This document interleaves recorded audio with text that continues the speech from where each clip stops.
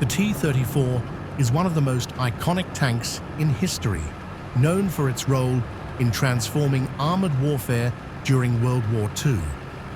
Its design, development, and battlefield performance significantly influenced the outcome of the war on the Eastern Front.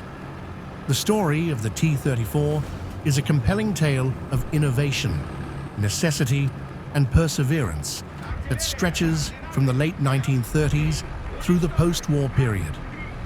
Origins and early development. The T-34's roots can be traced back to the 1930s, when the Soviet Union sought to modernize its tank forces after witnessing the limitations of its existing models, such as the T-26 and BT series. These tanks, while serviceable, were seen as lacking in protection and firepower compared to emerging international standards. In 1937, Soviet tank designers were tasked with creating a new vehicle that combined mobility, armor, and firepower in a balanced manner.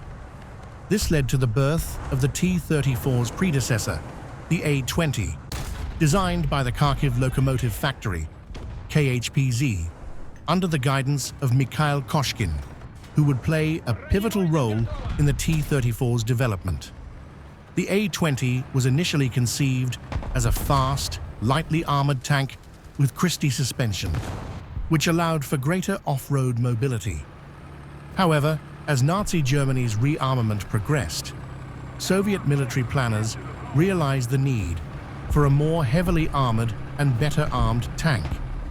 This resulted in the parallel development of the A-32 prototype, which incorporated a thicker armor and a more powerful 76.2mm gun, which would become a defining feature of the T-34.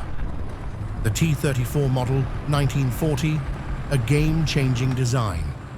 The finalized version, known as the T-34 model 1940, was a radical departure from previous Soviet designs.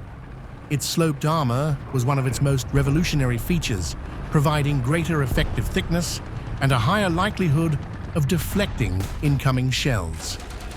This design philosophy was ahead of its time and would later influence tank design globally. Key features of the T-34 included armor. The sloped armor, ranging from 45mm to 60mm in thickness, was a breakthrough in passive protection. Firepower. The 76.2 mm F-34 gun was capable of penetrating most German tanks of the early war period, such as the Panzer III and Panzer IV. Mobility. Its Christie suspension system, combined with a powerful V2 diesel engine, provided excellent cross-country mobility and a top speed of around 53 km/h, 33 mph. Production began in 1940 at the KHPZ factory. However, the design was not without its teething problems. Early models suffered from mechanical issues and production inconsistencies, but wartime necessity dictated that these issues be addressed on the fly. When Nazi Germany launched Operation Barbarossa in June 1941, the T-34 was already in service, though in limited numbers. The T-34 in the early war years. When German forces encountered the T-34 for the first time, it came as a shock. The tank's combination of armor, firepower, and mobility was superior to anything in the Wehrmacht's inventory at the time. German anti-tank weapons struggled to penetrate its sloped armor, while the T-34's gun could destroy German tanks with relative ease. This superiority led to what some historians refer to as the T-34 shock, which forced the Germans to quickly develop new tactics and upgrade their own tank designs, eventually leading to the introduction of the Tiger and Panther tanks.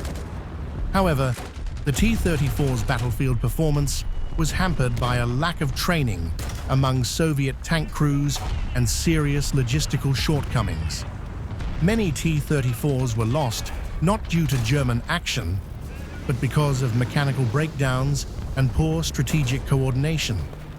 Nevertheless, as the war progressed, Soviet industry ramped up production, and the T-34 became the backbone of the Red Army's armored forces. Evolution: the T-34-85. As the war continued, it became clear that the T-34's 76.2mm gun was no longer sufficient against the newer, more heavily armored German tanks like the Panther and Tiger. In response, Soviet engineers began work on an upgraded version, which culminated in the T-34-85 model, introduced in 1944. The T-34-85 featured upgraded firepower, a larger 85mm D5T or ZIS S-53 gun, which could penetrate the frontal armor of German Panther tanks at medium ranges. Improved turret: a larger three-man turret, which allowed the tank commander to focus on battlefield awareness, while the gunner and loader operated the weapon. This significantly improved the T-34-85's combat effectiveness. Enhanced armor: while the basic hull remained similar, minor improvements were made to bolster protection. The T-34-85 did not completely outclass the German Panther or Tiger, but it restored the T-34's competitive edge and ensured that the Soviet Union could field a tank that was at least adequate against Germany's best armored vehicles. Production and industrial triumph: one of the T-34's greatest strengths was its mass production. Soviet factories, relocated far to the east beyond the Ural Mountains, produced tens of thousands of T-34s. The design's simplicity allowed for rapid assembly and repair, which contrasted sharply with the complex and resource-intensive German tanks. By war's end, the Soviet Union had produced over 80,000 T-34s of all variants, making it one of the most widely produced tanks in history. Post-war legacy: after World War II, the T-34 remained in service with the Soviet military and was widely exported to Soviet-aligned nations.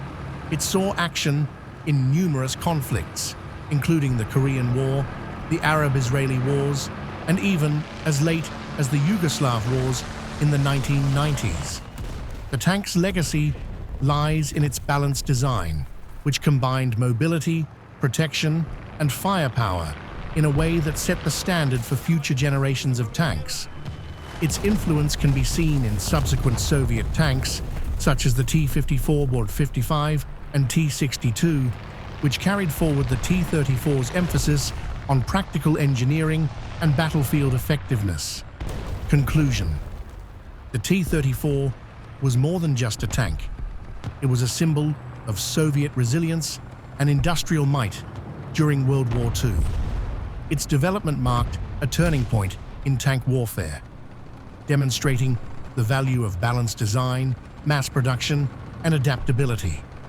Despite initial flaws, the T-34's performance on the battlefield solidified its reputation as one of the most effective and influential tanks of the 20th century.